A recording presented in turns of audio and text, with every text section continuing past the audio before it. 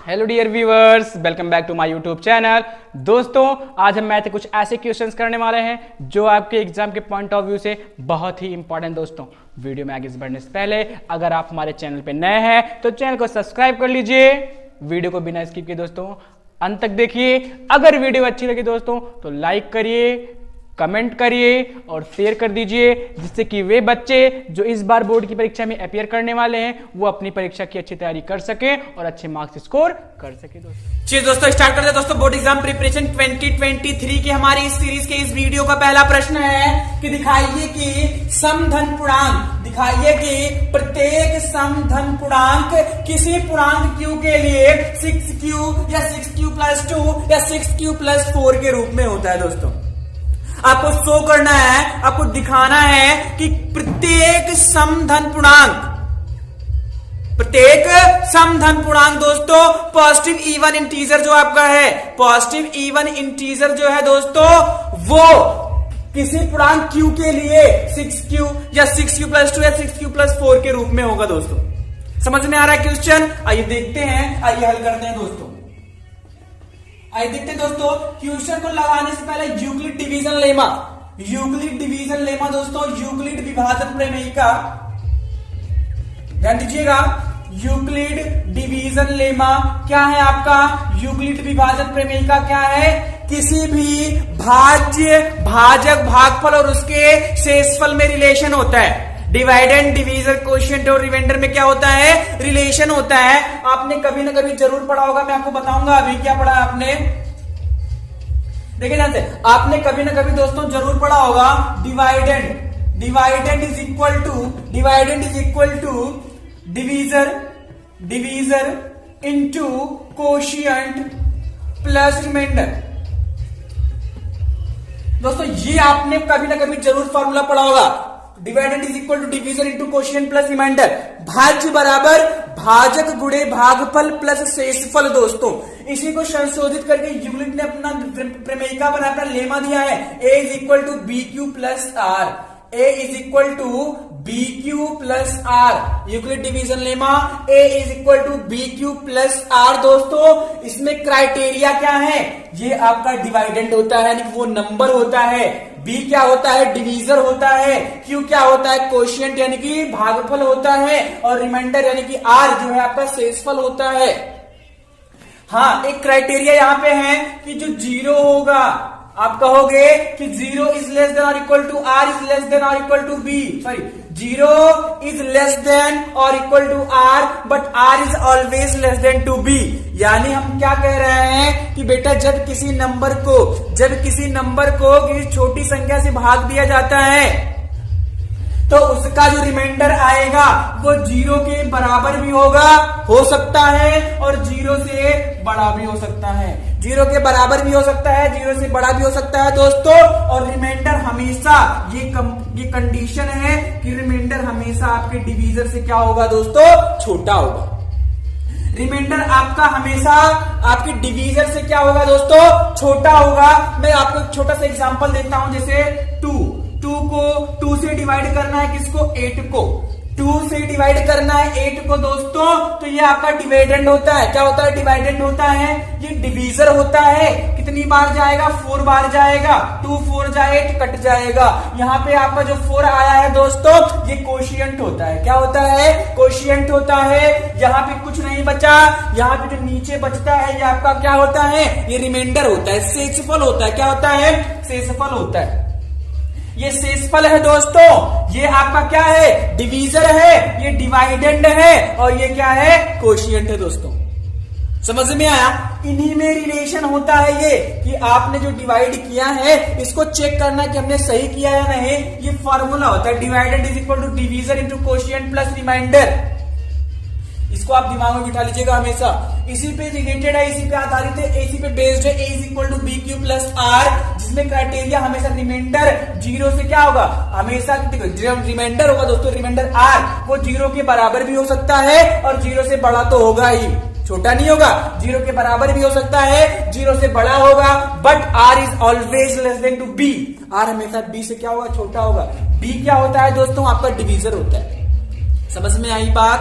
जो रिमाइंडर होता है r is less than or equal to r is less than to b, r is less than to b, but r is greater than or equal to 0.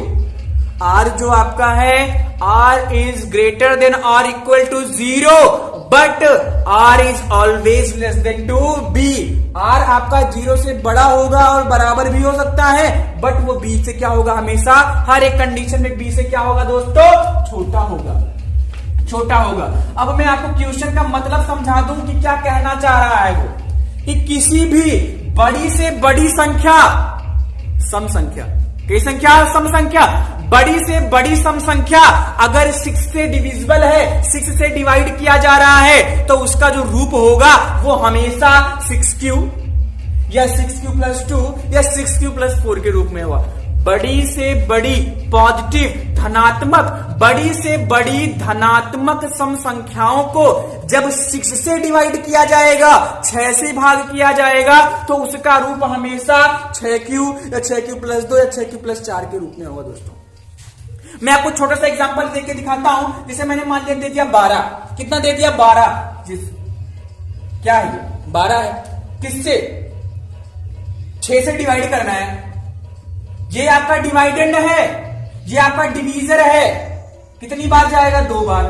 Reminder क्या हो गया 0, reminder क्या हो गया 0 हो गया. चेक करने के लिए b into Q plus R, b into Q plus R is equal to क्या a यानी कि डिवाइडेंड. चेक कर लो b कितना 6 गुणे 2 प्लस 0, 6 दूनी 12, 12 बराबर 12 आ गया ना. हमने डिवाइड सही किया है, डिवाइड हमने क्या किया है, सही किया है. ये रिमाइंडर है, ये 0 से बड़ा होगा, 0 के बराबर भी हो सकता है, बट b से हमेशा क्या होगा r, b से हमेशा छोटा होगा. दिमाग b से हमेशा क्या होगा, छोटा होगा. अब अगर इसको देखा जाए 12 के लिए, 12 जो आपका पॉजिटिव इवन इंटीजर था वो आपका किस रूप में मिला है, 6 गुणे 2 के रूप में मिला है. 0 कोई मतलब नहीं है, 6 गुणे 2 अर्थात 6q के रूप में मिला है ना. किस रूप में मिला है, 6q के रूप में मिला है. अब मैं छोटा सा आपको जो, अगर 8 को 6 से डिवाइड कर दें, 8 को 6 से डिवाइड कर दें तो क्या होगा, तो 6 कम 6 2 बच गया, तो 6q प्लस 2 के रूप में मिला कि नहीं मिला. अरे भाई 6q, q मतलब कोशिएंट प्लस 2. बस समझ में आ रही है ना. मैं क्या कहना चाह रहा हूं, मैं कह रहा हूं कि बड़ी से बड़ी, मैं कहना चाह रहा हूं दोस्तों कि बड़ी से बड़ी इवन पॉजिटिव इंटीजर को जब हम 6 से डिवाइड करेंगे तो वो उसका जो रूप होगा हमेशा 6q प्लस 2 या 6q प्लस 4 के रूप में होगा. यहाँ क्वेश्चन ने साफ साफ कहा है कि दिखाइए कि प्रत्येक समधन पूर्णांक, हर एक positive integer, even positive integer Q पूर्णांक के लिए, क्यू इंटीजर के लिए 6q या 6q प्लस 2 या 6q प्लस 4 के रूप में होगा. दोस्तों आई होप जितना मैंने बताया आपको समझ में आया होगा. दोस्तों अब किस क्वेश्चन की तरफ चलते हैं उसको देख लेते हैं. अगर आपके दिमाग में ये चल रहा होगा मेरे दोस्तों, आपने सोचा होगा कि सर आपको कैसे पता कि 6 से ही डिवाइड करना है. किससे डिवाइड करना है, 6 से ही डिवाइड करना है. बेटा देखो ध्यान से, यहाँ पे q के लिए 6q दिया है, q के लिए कितना दिया है, 6q दिया है, q के लिए 6q प्लस 2 दिया है, q के लिए 6q प्लस 4 दिया है. बस समझ में आ रही है ना. अब देखिए यहाँ पे q के लिए a b और r में डिवाइडेंड डिवीजर क्वोशिएंट में, डिवाइडेंड डिवीजर क्वोशिएंट और रिमाइंडर में relation a equal to b q plus r होता है ना. अगर कंपैरिजन करोगे, आप कंपैरिजन करोगे दोस्तों, तुलना करोगे तो आप देखोगे कि सर यहाँ पे आपको मिलेगा b बराबर कितना 6, यहाँ पे BQ है 6Q है, BQ है 6Q है, BQ है 6Q प्लस 2 है, BQ है 6Q प्लस 4 है, और के रिमाइंडर ही तो दिया है, ये 2 4 वहां पे 0 रिमाइंडर है सर. b इक्वल कितना होगा मेरे दोस्तों, 6 हो जाएगा. तब रिमाइंडर कितना होगा, रिमाइंडर कितना हो जाएगा, r हमेशा b से छोटा होता है, 0 भी हो सकता है, 1 2 3 4 और 5 बट 6 नहीं होगा. r रिमाइंडर कभी भी आपका b के बराबर, डिवीजर के बराबर नहीं होगा. इस रिलेशन को अच्छे से समझ लीजिए. r is greater than or equal to 0 but r is always less than to b. r 0 के बराबर भी हो सकता है, उससे बड़ा भी होगा, लेकिन छोटा नहीं होगा. लेकिन r हमेशा b से छोटा होगा. रिमाइंडर हमेशा डिवीजर से क्या होगा, छोटा होगा. दोस्तों जब b बराबर 6 होगा कंपैरिजन से तो r इज इक्वल टू कितना मिलेगा 0 1 2 3 4 मिलेगा और 5 मिलेगा। रिमाइंडर 0 के लिए जब r इक्वल टू 0 तो a is equal to 6q plus 0 यानी a इक्वल टू 6q, वो नंबर आपको 6q के रूप में मिलेगा। जब रिमाइंडर 0 तो जब किसी संख्या को 6 से भाग किया जाएगा और रिमाइंडर 0 तो वहां पे a बराबर किस रूप में हो जाएगा 6q हो जाएगा। जब रिमाइंडर 1 तो 1 आपका तो सम संख्या है नहीं, इवन है जी नहीं, ये ऑड है, विषम संख्या है, इसको नेगलेक्ट कर देंगे, इसको नहीं लेंगे। 2 के लिए जब r बराबर 2 तो a बराबर 6q प्लस 2। क्या इनके अलावा कुछ और मिल रहा है? नहीं। क्यू पूर्णांक के लिए, क्यू इंटीजर के लिए, क्यू इंटीजर के लिए हर एक पॉजिटिव इवन इंटीजर जिसे 6 से भाग किया जा रहा है, जिसे 6 से भाग किया जा रहा है वो 6q प्लस 2 के रूप में होगा। 6q तो मिल गया, 6q प्लस 2 के रूप में भी होगा। रिमाइंडर 3 के लिए नहीं, इवन नंबर नहीं है, ऑड नंबर है। 4 जब r इक्वल 4 तो is equal to 6q plus 4 हो गया। क्या मिल गया? 6q प्लस 4 मिल गया। क्या मिल गया? 6q प्लस 4 मिल गया। r इज इक्वल टू 5 के लिए नहीं, रिमाइंडर वो क्या है, r जो 5 लेंगे वो क्या है, वो इवन नंबर है क्या? जी नहीं, वो ऑड नंबर है, विषम संख्या है, उसको नहीं लेंगे। यानी वो उसका केवल और केवल रूप क्या होगा? क्यू इंटीजर के लिए, क्यू इंटीजर के लिए हर एक पॉजिटिव इवन इंटीजर सम धनात्मक पूर्णांक जिसे 6 से भाग किया जाएगा वो 6q प्लस 2 और 6q प्लस 4 के रूप में होगा। ये आप अपने सामने देख सकते हैं दोस्तों। समझ में आ रहा है? आप साफ साफ देख लीजिए, कोई दिक्कत मेरे दोस्तों। मैं आपको छोटा सा एग्जांपल और दूंगा। देखिए 20 को 6 से डिवाइड कर रहे हैं, 6 3 18, 2 बच गया मेरे दोस्तों।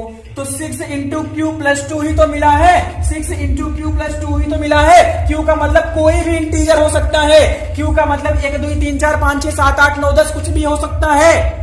क्यू का मतलब क्वोशिएंट का मतलब 1 2 3 4 5 6 7 8 कुछ भी हो सकता है।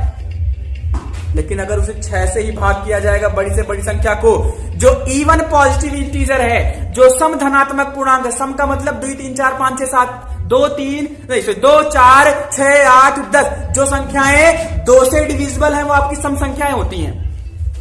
समझिए, मिस्टेक को थोड़ा सा समझिए अच्छे से। जो संख्याएं 2 से डिविजिबल है, 2 4 6 8 10 12 एंड सो ऑन, आप समझ सकते हो, ये सम संख्याएं होती हैं। तो पॉजिटिव इवन इंटीजर के लिए, पॉजिटिव इवन इंटीजर के लिए किसी पूर्णांक क्यू के लिए अगर उसे 6 से डिवाइड किया जा रहा है तो उसका जो फॉर्मेट होगा, जो रूप होगा, वो 6q प्लस 2 और 6q प्लस 4 के रूप में होगा दोस्तों। बड़ी से बड़ी संख्या को आप लेके चेक कर सकते हो, बड़ी से बड़ी संख्या को लेके आप चेक कर सकते हो। मैं आपको एक छोटा सा नंबर और दिखाऊंगा, 3 अंकों का, 104 कितना है दोस्तों? 104 है। ये इवन भी है और पॉजिटिव भी है, सम संख्या है, धनात्मक भी है। 6 से डिवाइड करना है, 6 कम 6 हो गया, 4 बच गया 44 हो गया, फिर 6 7 42 हो गया, कितना बच गया 2, और कुछ बच रहा है आपको रिमाइंडर में दिख रहा है? मुझे तो नहीं दिख रहा है। यानी हम कहेंगे कि बड़ी से बड़ी संख्या, लार्ज से लार्ज नंबर, अगर वो पॉजिटिव इवन इंटीजर है, धनात्मक सम धनात्मक संख्या है, सम का मतलब इवन पॉजिटिव इंटीजर है, सम है, 2 से डिविजिबल है, और अगर उसे 6 से भाग किया जाएगा मेरे दोस्तों, बड़ी से बड़ी संख्या को जो सम धनात्मक है उसे 6 से विभाजित किया जाएगा तो उसका हमेशा रूप किस रूप में मिलेगा? 6q प्लस 2 या 6q प्लस 4 के रूप में होगा दोस्तों। आई होप समझ में आया होगा, नोट कर लीजिए। चलिए दोस्तों देखते हैं हमारा दूसरा प्रश्न है दोस्तों। देखिएगा, यदि a पे power x is equal to b, b पे power y is equal to c तथा c पे power z is equal to a हो तो x y z का मान ज्ञात कीजिए। क्या कहा है क्वेश्चन दोस्तों?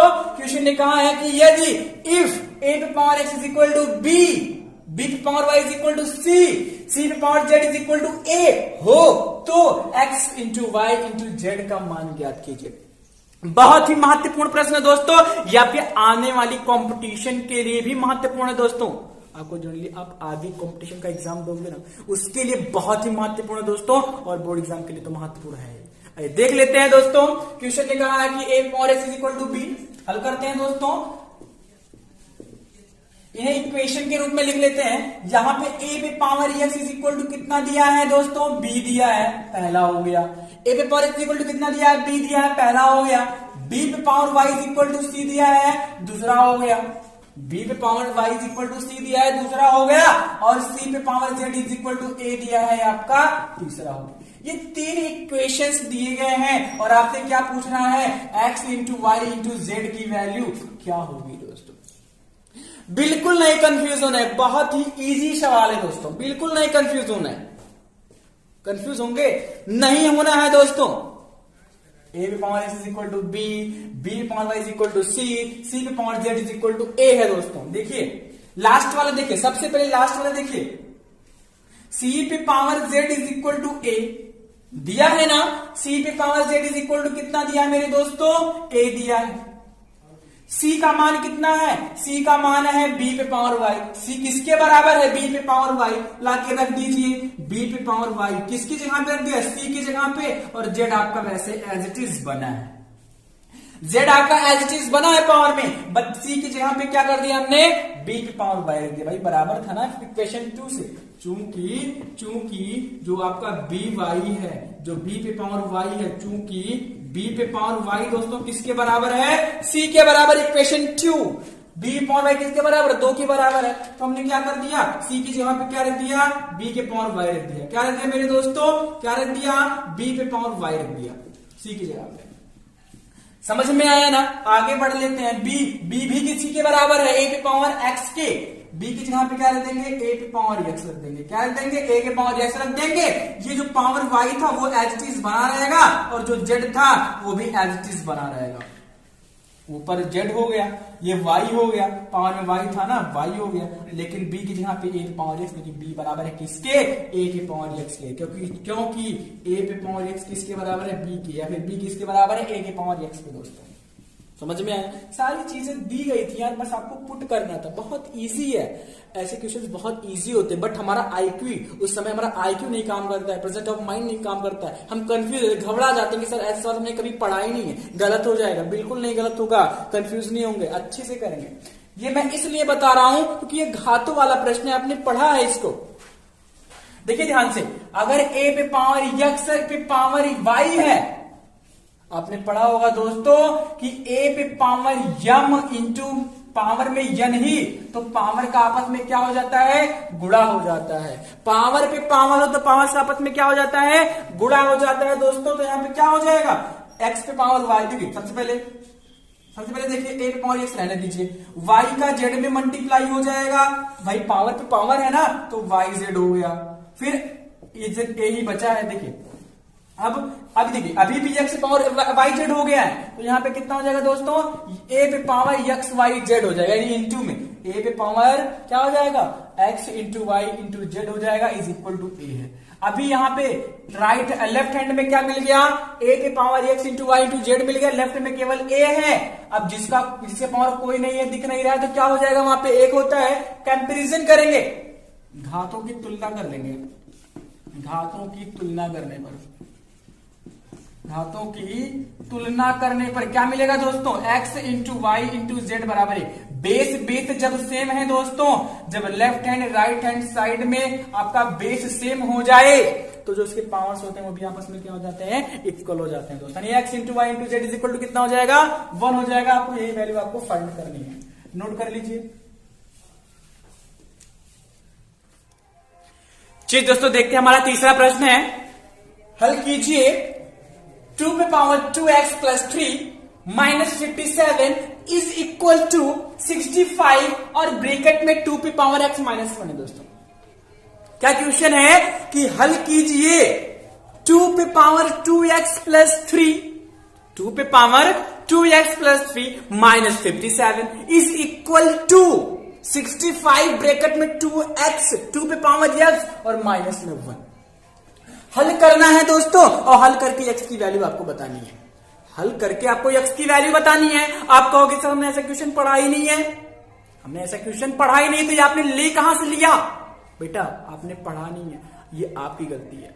आपके सिलेबस में ही है ये क्वाड्रेटिक इक्वेशन का, द्विघात समीकरण का बहुत ही इंपॉर्टेंट सवाल है दोस्तों। ऐसे प्रश्न आपके एग्जाम में आते हैं, ऐसे प्रश्न आपके एग्जाम में आते हैं। मोस्ट रिपीटेड क्वेश्चन है दोस्तों, परीक्षा में बहुत बार पूछा गया है, इसलिए मैं आपको ये क्वेश्चंस करवा रहा हूं। इस सीरीज में आपको जितने भी क्वेश्चन मिलेंगे दोस्तों हमारी इस बोर्ड एग्जाम प्रिपरेशन 2023 कि इस सीरीज में, हमारे इस सीरीज में जितने भी आपको क्वेश्चन मिलेंगे सब मोस्ट रिपीटेड हैं, बहुत बार आए हैं एग्जाम में। इसलिए मैं आपकी परीक्षा की अच्छी तैयारी करवा रहा हूं जिससे कि आपको अच्छे मार्क्स मिल सके दोस्तों, जिससे आप अच्छे मार्क्स गेन कर सको और आपकी जो जितना आपने मार्क्स सोचा है कि हम इतना परसेंट ले आए वो आ जाएगा। डेडिकेशन करिए, डेडिकेशन रखिए, कंसंट्रेट होकर पढ़ाई करिए, अच्छे से पढ़ाई करिए दोस्तों। कोई चीज इम्पॉसिबल नहीं है, कोई चीज इम्पॉसिबल नहीं है, because impossible word says itself I am possible. Nothing is impossible in the word because impossible word says itself I am possible. So don't lose hope, don't lose hope, try again, try again, try again until success. जब तक success ना हो जाए तब तक आप प्रयास करते रहो। एक दिन में सफलता नहीं मिलती है लेकिन एक दिन जरूर मिल जाती है। अच्छे से करना है, अच्छे से, जितना परसेंट आप सोचे हो ना उतना परसेंट आ जाएगा आपका। मैथ ही ऐसा विषय है जिसमें आप 70 आउट ऑफ 70 ला सकते हो। अच्छे से पढ़ाई करेंगे। किस क्वेश्चन से, किस चैप्टर से आपका क्वेश्चन है? क्वाड्रेटिक इक्वेशन से आपका क्वेश्चन है। अच्छे से करेंगे। क्वेश्चन क्या है दोस्तों, आइए हल करते हैं। 2 पे पावर 2x, 2 पे पावर 2x प्लस 3 है दोस्तों। 2 पे पावर 2x प्लस 3 है, माइनस का 57 है, इज इक्वल टू 65 ब्रैकेट में 2 पे पावर x माइनस 1 है। क्वेश्चन को करने से पहले मैं आपको कुछ बेसिक जानकारी बता देना चाहता हूं। देखिए, आपने ऐसा कभी ना कभी जरूर पढ़ा होगा दोस्तों, जब a पे पावर m इंटू a पे पावर n हो, मल्टीप्लाई में बेस सेम हो, उनके पावर कुछ भी हो, पावर्स ऐड हो जाने हैं। पावर क्या हो जाते हैं? लास्ट में ऐड हो जाते हैं, इनको बस ऐड ही होना होता है। जब बेस सेम हो, मल्टीप्लाई में बेस सेम हो, तो उनकी पावर्स आपस में क्या हो जाते हैं? ऐड हो जाते हैं। और समझिए, और जब पावर पे पावर हो जाए, कभी a पे पावर m पे पावर n हो जाए, बेस एक ही पावर पे पावर चढ़ जाए, तो पावर का पावर आपस में मल्टीप्लाई हो जाता है। पावर का पावर में क्या हो जाता है दोस्तों? मल्टीप्लाई हो जाता है। यही रूल जब डिवाइड में हो जाए, a पे power n upon a power m upon a power n हो जाए, अपॉन में बेस सेम है, पावर्स आपस में क्या हो जाते हैं? घट जाते हैं। पावर आपस में क्या हो जाने हैं दोस्तों? घट जाते हैं। a power m minus n हो जाता है दोस्तों। जुड़ता कब है पावर? जब मल्टीप्लाई में हो, बेसिस मल्टीप्लाई में हो। मल्टीप्लाई कब होता है पावर्स का? जब पावर के ऊपर बेस एक ही हो, पावर का पावर पे मल्टीप्लाई हो जाता है, जब पावर पे पावर होता है, बेस एक ही हो। घटता कब है पावर? जब आपका डिवाइड में हो, बेस सेम हो, डिवाइड में हो, पावर घट जाएंगे। समझ में आया दोस्तों? आइए देखते हैं। इसी पे बेस्ड आपका ये क्वेश्चन है। यहां से देखिए, 2 पे पावर 2x प्लस 3 हो गया है, इसका मतलब 2 पे पावर 2x इंटू 2 पे पावर 3 रहा होगा।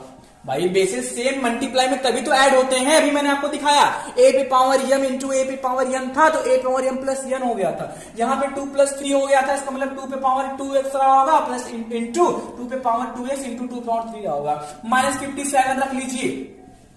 65 का अंदर गुणा कराएंगे दोस्तों, 65 इंटू 2 पे पावर x माइनस 65 अंदर 65 अंदर गुणा करा दी। 65 का इंटू 2 x में हो गया, 2 पावर x हो गया, तो 65 इंटू 2 पावर x हो गया, 1 में होगा तो प्लस माइनस माइनस 65 हो गया। सबको इधर ले आइए। मैंने कहा क्वाड्रेटिक इक्वेशन का क्वेश्चन सवाल है ये, क्वाड्रेटिक इक्वेशन का क्वेश्चन है, इसलिए ले आइए। द्विघात समीकरण, क्वाड्रेटिक इक्वेशन से आपका क्वेश्चन लिया गया है। तो 2 पे पावर 2x तो ये हो गया। इन्हें क्या लिख सकते हैं? 2 पे पावर 3 दोस्तों, इसका मतलब क्या होता है? 8 होता है। 2 इंटू 2 इंटू 2, 2 जब 4 8 हो गया। माइनस का ये प्लस में है पूरा, इधर आएगा माइनस हो जाएगा। 65 इंटू 2 पे पावर x है कि नहीं? 65 इंटू 2 के पावर x हो गया, और माइनस का 57 और प्लस का 65 इज इक्वल टू 0 हो गया दोस्तों। आइए आगे बढ़ लेते हैं। यहां से देखिए, यहां से एक बार और इसको लिख लेते हैं। 8 इंटू 2 पे पावर 2x माइनस 65 इंटू 2 पे पावर x प्लस का 8 बच जाएगा। कितना बच जाएगा दोस्तों? 8 बच जाएगा। अरे भाई 57 प्लस माइनस में, 57 माइनस में, और 65 प्लस में है, प्लस माइनस माइनस, 65 में से 57 जाएगा, 8 बच जाएगा। ये क्या बन गया? यही तो क्वाड्रेटिक इक्वेशन बना है। आपको दिख नहीं रहा है, मैं आपको दिखाता हूं। लेट मान लीजिए कि 2 पे पावर x जो है, 2 पे पावर x जो है ये y है। लेट कर लिया, मान लिया कि 2 पे पावर x को हम क्या लिखेंगे, y लिखेंगे। क्या लिखेंगे, y लिखेंगे। तो ये क्या हो गया, तो ये हो गया 8y²। क्या दिखा आपको, अरे भाई 2 पे पावर 2x है, 2 पे पावर 2x है। अब देखिए 2 पे पावर 2x है, इसको हम ऐसे भी कर सकते हैं, पावर पे पावर चढ़ा सकते हैं भाई, पावर पावर तो मल्टीप्लाई हो जाता है। अब इसको हमने क्या मान लिया, y, तो y² नहीं हो गया, y² हो गया दोस्तों। ये बच क्या गया आपका, जब आपने 2x को y मान लिया तो 8y², 8y² ये हो गया दोस्तों। और यहां पे हो गया 65y, और यहां पे प्लस का 8 = 0। बन गया ना द्विघात समीकरण, क्वाड्रेटिक इक्वेशन बन गया। आप आराम से फैक्टर कर लो, आप आराम से फैक्टर कर सकती हो। इसको मैं थोड़ा सा आपको एक बात डीपली और बता देता हूं दोस्तों, यही देख लीजिए। 2 पे पावर 2x था, 2 पे पावर कितना था, 2x था। तो 2 पे पावर 2x को हम 2 पे पावर x पावर 2 लिख सकते हैं। पावर का पावर होता है तो मल्टीप्लाई होता है, यानी इसको y माने तो y² बन गया। फैक्टर करना है दोस्तों, मल्टीप्लाई करने पे कितना चाहिए, 1 80 में 8 8 या 64, गुणा करने पे 64 आए, यहाँ पे प्लस है, जोड़ने पर कितना है, 65 है। 65 को ऐसे दो भागों में तोड़ना है, 65 बीच में b है ना, 65 को ऐसे दो भागों में तोड़ना है दोस्तों कि गुणा करने पर 64 आ जाए और जोड़ने पर 65 आ जाए। 65 को ही तोड़ना है, गुणा करने कितना आ जाए, 64, जोड़ने पे कितना आ जाए, 65। देखिए ध्यान से कितना इजी हो गया, कितना फैक्टराइजेशन। 8y² minus 64 plus 1। क्या सोचा था आपने, बिल्कुल आपने सोच लिया होगा। 64 प्लस 1, 64 एक कम 64, और 64 प्लस 1 65 हो गया। अब आगे गुणा करते हैं, माइनस का अंदर माइनस 64 हो गया, y भी होगा ना, अरे भाई 64y माइनस का और प्लस माइनस माइनस y हो गया, एक में करेंगे और प्लस का 8 = 0। आगे पढ़ ले, फैक्टराइजेशन करना आप अच्छे से कियोगे। 8y² minus 64y minus y plus a, क्या कॉमन है दोनों में, 8y कॉमन है। क्या कॉमन है, 8y, बिल्कुल सही कहा आपने, 8y कॉमन है। यहां क्या बचेगा, y² था, केवल y बच जाएगा और माइनस का 8 बच जाएगा। अरे भाई 64 है, 8 कॉमन तो आ रहा है, 64 होता ना तो 8 बच जाएगा। y माइनस 8 आए एक ब्रैकेट में, अब अगले ब्रैकेट में है जिससे कि कॉमन हो जाए, तो यहां पे प्लस 8 है, माइनस कॉमन कर लेंगे दोस्तों। जहां हम माइनस कॉमन करते हैं ना, वहां जो माइनस होता है वो प्लस हो जाता है, जो प्लस होता है वो माइनस हो जाता है दोस्तों। ये माइनस में था तो प्लस हो जाएगा, ये प्लस में था तो माइनस हो जाएगा। आई होप समझ में आ रहा होगा। ये y माइनस 8 हो गया, इक्वल टू 0। फिर से आपका y माइनस 8 कॉमन हो गया, y माइनस 8 कॉमन हो गया दोस्तों, क्या बच जाएगा, 8y माइनस 1 हो जाएगा, इज इक्वल टू 0 हो गया। समझ में आ रहा है भाई, फिर से y माइनस 8 कॉमन हो गया था ना, तो जब आपने 8y² माइनस 65y और प्लस 8 इज इक्वल टू 0 को फैक्टराइज किया तो दो टर्म आपको मिल गए, क्या कि y minus 8 into 8y minus 1 is equal to 0 मिल गया। जब y minus 8 is equal to 0 तो y इज इक्वल टू 8 हो गया, और जब 8y minus 1 is equal to 0 तो y equal 8y is equal to 1 हो जाएगा, y इज इक्वल टू 1/8 हो जाएगा। भाई मल्टीप्लाई में डिवाइड में जाए, बट हमें क्या y की वैल्यू चाहिए, हमें तो x की वैल्यू चाहिए दोस्तों। हमने y बराबर क्या माना है, 2 पे पावर x, 2 पे पावर x, 2 पे पावर x बराबर y मान लिया था, तो 2 पे power x is equal to 8 हो गया। क्या 8 को 2 के पावर में लिख सकते हैं, जी बिल्कुल लिख सकते हैं, 2 के पावर 3। फिर देखिए इक्वल टू, दोनों तरफ लेफ्ट हैंड राइट हैंड में बेसेस सेम है, और जब बेसेस सेम हो जाए तो घातों की तुलना क्या करने पे क्या घात बराबर हो जाते हैं। जब इक्वेशन बन जाए लेफ्ट हैंड राइट हैंड में आपके बेस सेम हो तो पावर का कंपैरिजन करने पर पावर आपस में बराबर हो जाते हैं दोस्तों। x बराबर 1 आपको क्या मिल जाएगा, 3 मिल जाएगा। क्वाड्रेटिक इक्वेशन है, दो मूल मिलेंगे, द्विघात समीकरण है, दो मूल मिलेंगे, एक मूल हो गया आपका प्लस का 3। यहां से भी देख लीजिए, यहां पे हो गया y इज इक्वल टू रख देंगे 2 पे पावर x रख देंगे, 1/8 को लिखेंगे 2 का क्यूब, ये प्लस में है, नीचे ऊपर जाएगा माइनस में। मैंने आपको ये भी बताया होगा कभी ना कभी कि जब a पे पावर m अपॉन a पे पावर n हो, अभी जस्ट बताया था पहले, तो ऊपर जाने के बाद a पावर n माइनस में हो गया था, a पावर माइनस n हो गया था दोस्तों, तो ये प्लस में था, ऊपर जाएगा माइनस में हो जाएगा। यानी समझ लीजिए a पे पावर n है तो ये ऊपर a पावर माइनस n हो जाएगा दोस्तों। दिमाग में बिठा लीजिएगा हमेशा, ऊपर जाने के बाद पावर माइनस हो जाएगा और वो डिवाइड में है। तो अब फिर कंपैरिजन करेंगे तो x इक्वल कितना मिल जाएगा, -3। यानी क्वाड्रेटिक इक्वेशन के आपके जो मूल मिलेंगे, जो रूट्स मिलेंगे, वो होंगे एक 3 हो जाएगा और एक -3 होगा दोस्तों। आई होप समझ में आया होगा, नोट कर लीजिए। Thank you very much.